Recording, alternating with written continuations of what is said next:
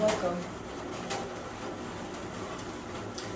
It's August 21st, 2021. And if you guys listen really closely, let me turn off the air so you can hear.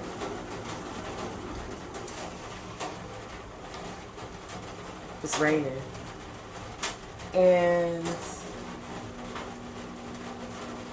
it's a little eerie energy, tonight.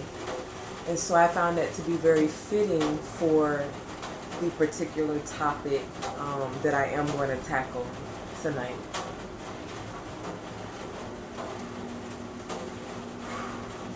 Now, I don't usually believe in,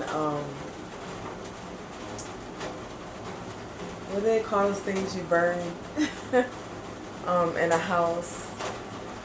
I forget what you call it. It's something where you cleanse the house by burning something. And I'm not usually a person so superstitious.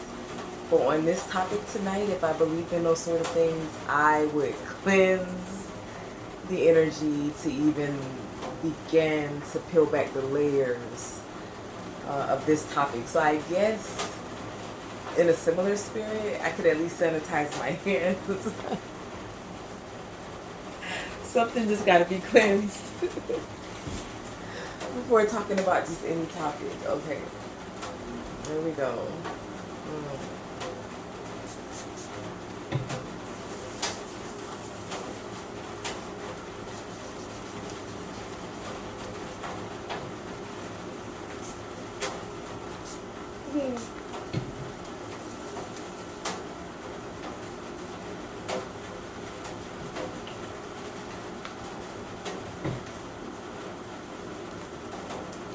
So tonight, I'm pacing myself and I'm practicing my breathing here. So if anything seems jerky, please overlook it. Please overlook it tonight, basically.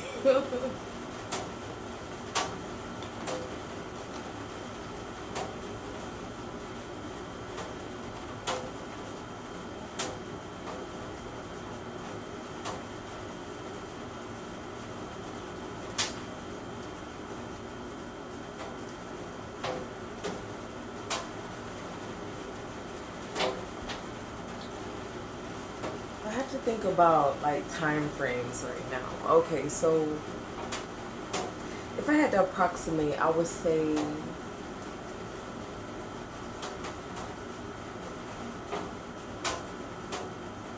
around the age of 12 or 13,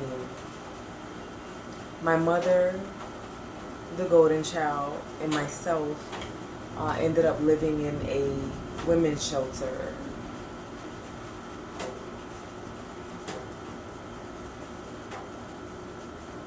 And it was the most peculiar time of my life. I must have been in like seventh grade at that time.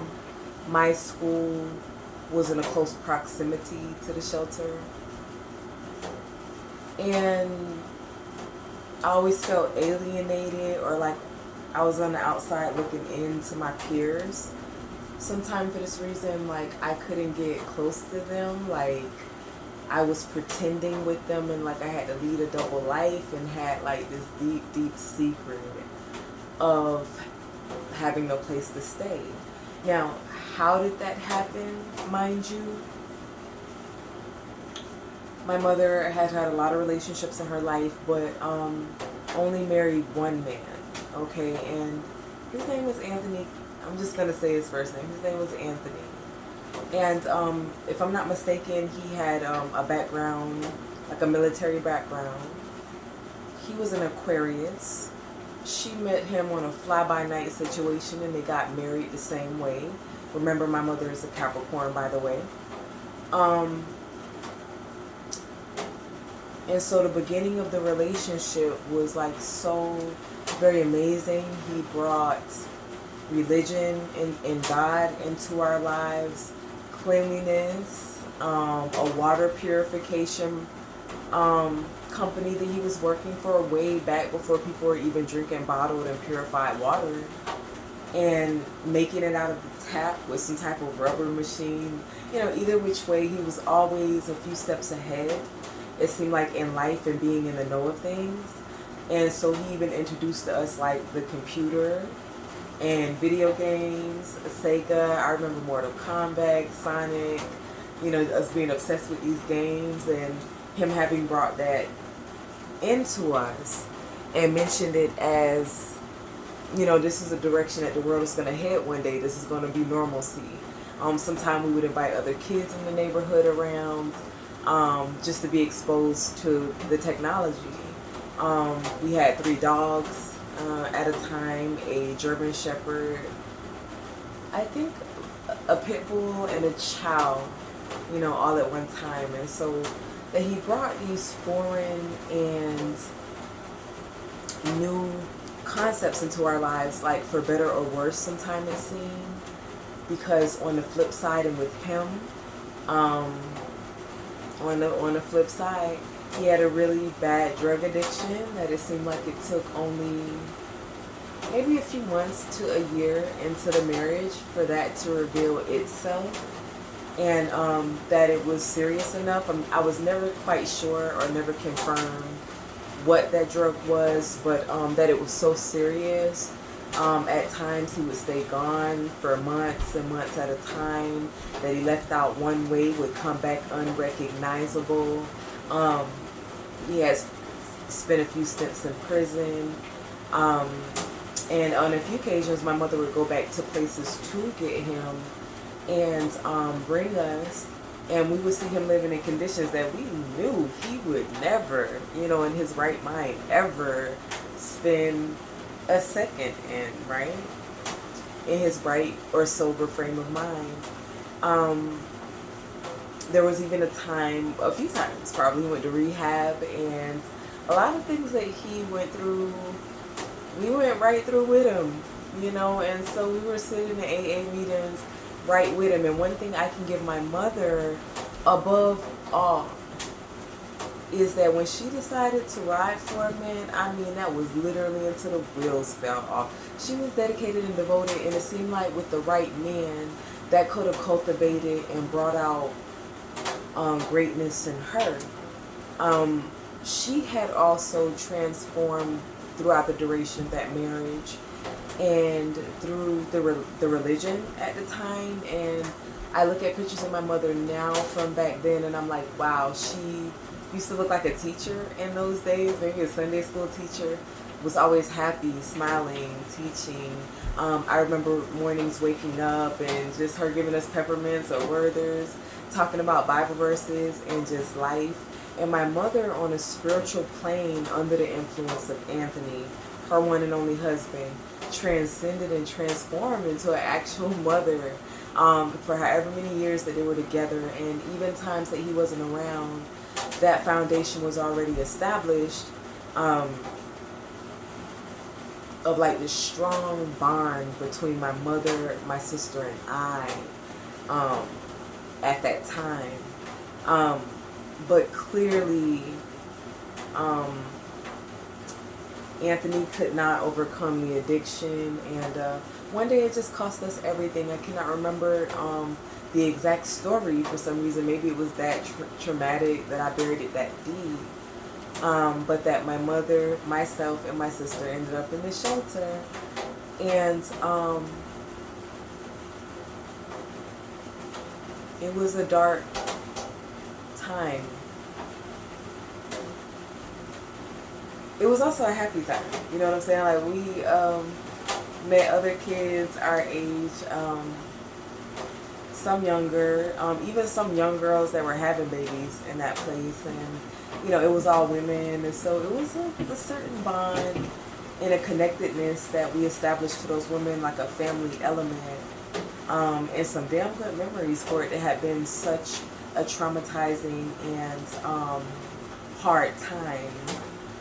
It actually started to, maybe didn't start off that way, but over time end up something that was making us stronger. My mother was working the whole time, and they had a certain aspect of the program where they would be saving money for the ladies and looking for your place and providing your furniture and just all of these resources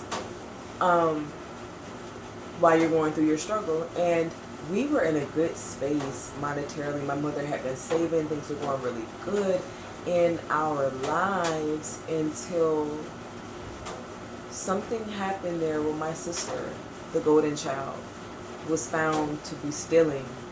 And so many circumstances and situations in her lives, in our lives, were low-key sabotaged by this golden child. And it's only upon closer observation and over time that, wow, we were exposed to this because of that, because of her. And it's so imperative to follow the steps of this story, you know, because one thing led to the next. And eventually my mother went ahead and got this divorce from Anthony. But during the duration of that time, after my sister was caught stealing, they immediately put us out. And it halted our progression and our progress. I remember us looking at places back then. I'm talking about nice ass places, 2- and 3-story places, like multiple bathrooms. And as a kid, I was sitting there talking to my mother about, let's buy a house, let's have some type of security where no matter where life would take us, we can go wherever, but we always could come back here. Let's buy this house. Always had dreams of buying her dream car, which was a 1975 Mustang, something like that. I knew it by heart back then, and I knew I wanted to get it for her. But my voice was never heard in times like that. And then my sister's actions somehow always, the golden child's actions, always somehow seem to offset us and throw us back. And set us back and set us up for the worst things to follow. And so, yeah, we were immediately kicked out of that place. And so the saving of monies had to stop. We had to deal with what we had, then what we could find, which was a place at a time which wasn't a bad home, the home that we did find. But I think it was also in the beginning of its descent, as far as the neighborhood, into something very different, is what it became over time. But that circumstance, again, was filled with both positive and negative experiences. There were some of the most purest times I ever experienced in my entire life in that house. So much fun that was had before the turn, before a turn of events. And at this time, I'm trying to be more aware and alert of my storage situation. And I see I'm at 13 minutes, so I'm going to pause for the cause and possibly come back tonight with a part 2 of what followed moving out of the shelter wise. Guys, it's such an interesting story. And like I said, tonight is a little haunting, so I guess it's all fitting. You know, I'm sanitizing and shit. What do they call that shit where you burn that shit? My nigga. I'll probably know when I come back, okay? And I'll see you guys then.